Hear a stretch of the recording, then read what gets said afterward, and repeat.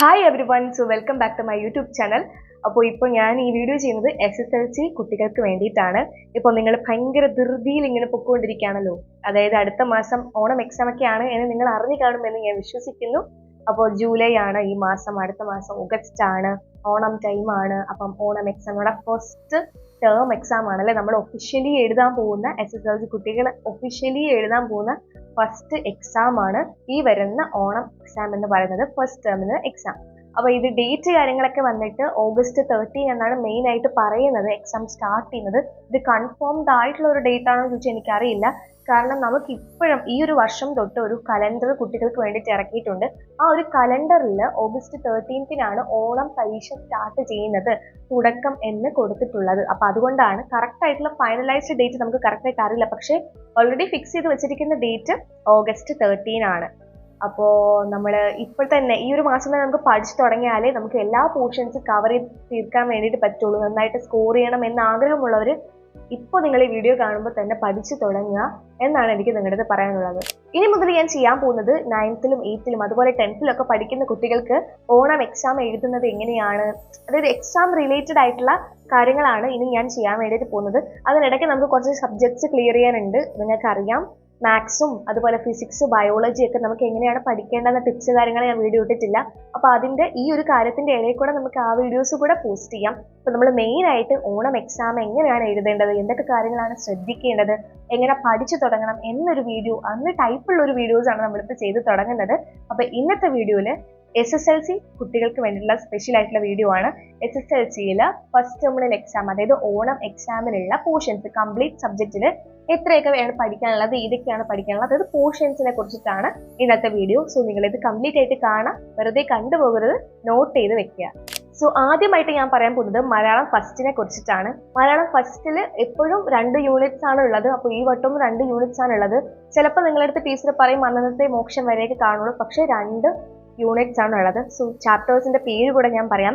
ഫസ്റ്റത്തെ യൂണിറ്റ് ഭാഷ, കൂത്തും സംസ്കാരം തളർത്തും, അതിലെ കഥകളതി മോഹനം, സ്വാതന്ത്ര്യത്തിന്റെ ചിറകുകൾ ആൻഡ് മാതൃഭാഷ എന്ന് പറഞ്ഞിട്ട് ഒരു ചാപ്റ്റർ ഉണ്ട്.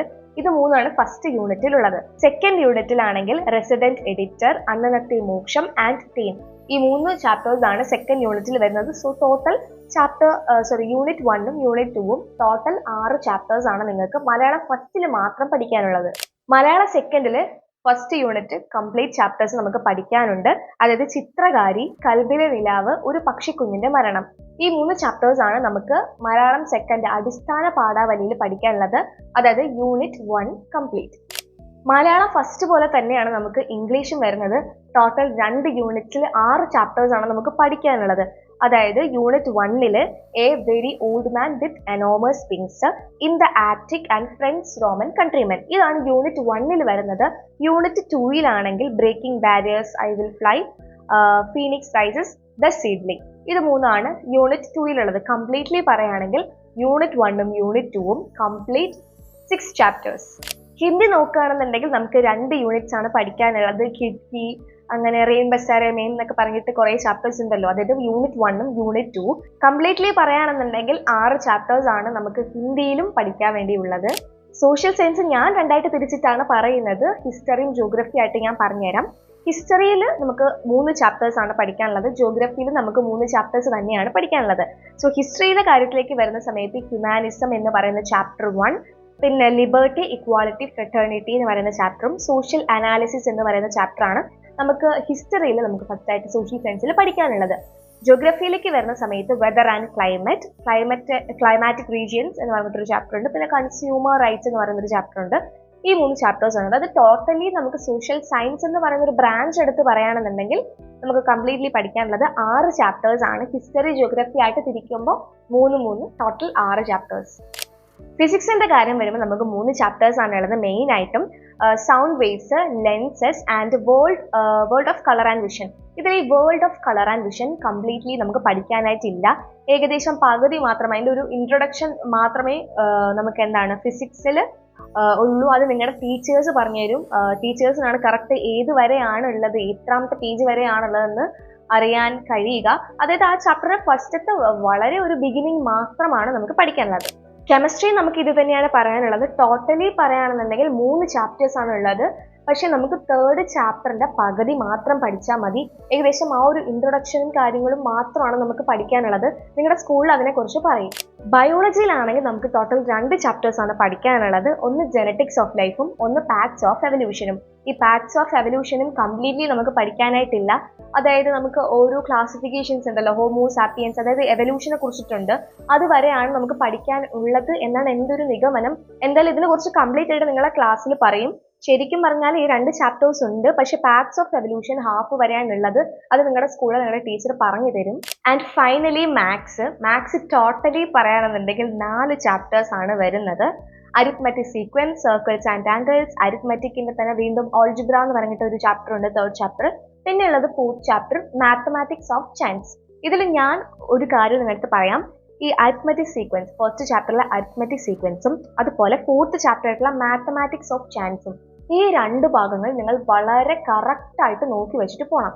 കാരണം എന്താന്ന് വെച്ചാൽ നമുക്ക് ഈസി ആയിട്ട് മാർക്ക്, ഇപ്പോൾ നിങ്ങളൊരു ആവറേജ് അല്ലെങ്കിൽ ഒരു ബിലോ ആവറേജ് സ്റ്റുഡൻ്റ് ആണ് മാത്സിൽ എങ്കിൽ ഈ 2 ചാപ്റ്റേഴ്സ് നിങ്ങൾ നന്നായിട്ട് നോക്കി വെച്ചിട്ട് പോകണം. കാരണം ഇത് നമുക്ക് സിമ്പിളായിട്ട് തന്നെ നന്നായിട്ട് മാർക്ക് സ്കോർ ചെയ്ത് എടുക്കാൻ വേണ്ടി, ഇപ്പം നമുക്കൊരു ജയിക്കാനെങ്കിലും ഉള്ളൊരു മാർക്ക് എന്ന് ഞാൻ വേണമെങ്കിൽ പറയാം.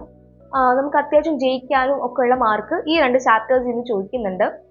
അതുകൊണ്ട് നിങ്ങൾ സിമ്പിളായിട്ടുള്ള ക്വസ്റ്റ്യൻസ് ആണ്, സിമ്പിളായിട്ടുള്ള ചാപ്റ്റർ ആണ്. പിന്നെ നിങ്ങൾ ഈ ഫൈനലിലോട്ടൊക്കെ വരുമ്പം ഇത് ഒരുമാതിരി വളച്ച് പൊളച്ച് കുഴച്ചൊക്കെ ചോദിക്കും. അത് അങ്ങനെയാണ്. അപ്പോൾ ഇപ്പം നിങ്ങൾക്ക് സിമ്പിളായിട്ട് എഴുതാൻ വേണ്ടിയിട്ട് പറ്റും. അപ്പോൾ നന്നായിട്ട് മാർക്ക് സ്കോർ ചെയ്യാൻ പറ്റും. ഈ 2 ചാപ്റ്റേഴ്സ് നിങ്ങൾ നന്നായിട്ട് പഠിക്കുക. അപ്പോൾ ഇതൊക്കെയാണ് പറയാൻ വേണ്ടിയിട്ടുള്ളത്. പോർഷൻസിൽ എന്തെങ്കിലും വ്യത്യാസങ്ങളൊക്കെ ഉണ്ടെങ്കിൽ ഞാൻ എൻ്റെ വാട്സപ്പ് ചാനലിൽ നിങ്ങളെ അറിയിക്കാം. കറക്റ്റായിട്ട് ബയോളജിയും അതുപോലെ ഫിസിക്സും ഫിസിക്സ്, കെമിസ്ട്രി, ബയോളജി ഈ 3ഉം ഒരു ചാപ്റ്റർ പകുതി മാത്രമേ ഉള്ളൂ. അത് കറക്റ്റായിട്ട് നിങ്ങളുടെ സ്കൂളിലെ ടീച്ചേഴ്സ് പറഞ്ഞു തരും. അല്ലെങ്കിൽ എനിക്ക് അതിനെക്കുറിച്ചിട്ട് ഡീറ്റെയിൽ കിട്ടുകയാണെന്നുണ്ടെങ്കിൽ ഞാൻ എൻ്റെ വാട്സപ്പ് ചാനലിൽ അപ്ഡേറ്റ് ചെയ്യാം. അപ്പം നിങ്ങൾ ഫോളോ ചെയ്ത് വെക്കുക. എൻ്റെ ഡിസ്ക്രിപ്ഷനിൽ വാട്സപ്പ് ചാനലിൻ്റെ ലിങ്ക് കൊടുത്തിട്ടുണ്ട്. നോട്ട്സും കാര്യങ്ങളും PYQ എല്ലാം ഞാൻ എൻ്റെ വാട്സപ്പ് ചാനലിൽ പോസ്റ്റ് ചെയ്തിട്ടുണ്ട്. അപ്പം നിങ്ങൾക്ക് ആഗ്രഹമുണ്ട് അതിൽ ജോയിൻ ചെയ്യണമെന്നുണ്ടെങ്കിൽ നിങ്ങൾ ഫോളോ ചെയ്ത് വെച്ചോളൂ. നോട്ട്സ് അവിടെ നിന്ന് എടുത്തോളൂ. നിങ്ങളുടെ ഫ്രണ്ട്സിന് ഷെയർ ചെയ്യണമെന്നുണ്ടെങ്കിൽ ഷെയർ ചെയ്തോളൂ. സോ ഇതൊക്കെയാണ് എനിക്ക് പറയാനുള്ളത്. ഇനി നമ്മൾ ചെയ്യുന്നത് ഫുൾ ഓണം സീരീസ് ആണ്. അപ്പം വീഡിയോസ് നിങ്ങൾ മിസ് ചെയ്യാതെ കാണാം. നിങ്ങളുടെ എക്സാമിന് ഏറ്റവും നന്നായിട്ട് സ്കോർ ചെയ്യാനുള്ള ടിപ്സ് ആണ് ഞാൻ നിങ്ങൾക്ക് വേണ്ടി പറഞ്ഞു തരുന്നത്, വിച്ച് ഐ യൂസ്. അപ്പോൾ അതുകൊണ്ട് എൻ്റെ ചാനൽ നിങ്ങൾ ഇപ്പോൾ തന്നെ സബ്സ്ക്രൈബ് ചെയ്ത് വെക്കുക. എന്തെങ്കിലും ഡൗട്ടോ കാര്യങ്ങളോ ഒക്കെ ഉണ്ടെങ്കിൽ കമൻറ്റ് ബോക്സിൽ പറയാൻ വേണ്ടിയിട്ട് മറക്കണ്ട. സോ അതുവരേക്കും ബൈ.